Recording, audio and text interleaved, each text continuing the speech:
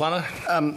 Yeah, I'd just like to speak to the parking variance itself. I mean, one of the major things here is that we're not actually talking about the variance to actual parking spaces. We're talking about the in lieu of those spaces, because they don't actually have to provide the spaces in the bylaw.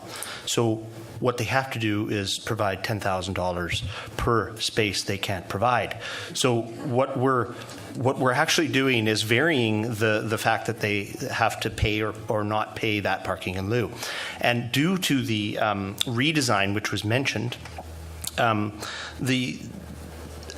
the bonus density costing on this original project went from somewhere in the $600,000 range to the $946,000 range, and the developer wrote us a letter and said, this is concerning. This is sort of, the numbers have to work on a project.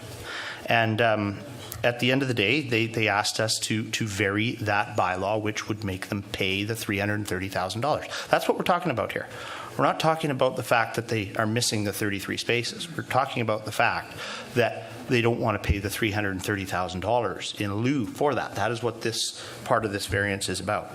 So the next part of this that is sort of interesting is the timeline. People came up and talked about the timeline, trying to push this through the dog days of summer. Well, unfortunately, business doesn't shut down in summer. We're not going to just shut down and not do the business of the town. I mean, that's what we have to do. The project comes forward. We're doing business. It just so happened that this is the timeline. The next one, which comes up quite often, and I've seen it in a lot of letters, is really talking about the close date, or the date that this has to be approved.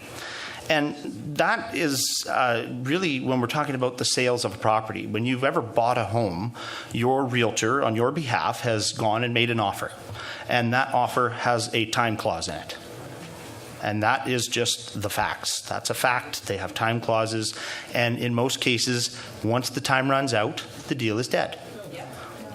Well, in most cases it is. The deal dies, you have to renegotiate. You have to renegotiate. And if it's months down the road... If you could please listen. Thank you. So, and I really don't... that's simple business. That's just...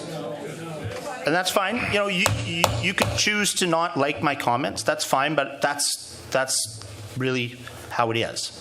So that's fine. That's fine. And at the end of the day, it is one of these deals that we don't normally do. I mean, normally this council, one guy buys from this guy, buys from that, gets a property, brings it forward, and we discuss the merits of the project. This is different. This is a sale. So that is tied to this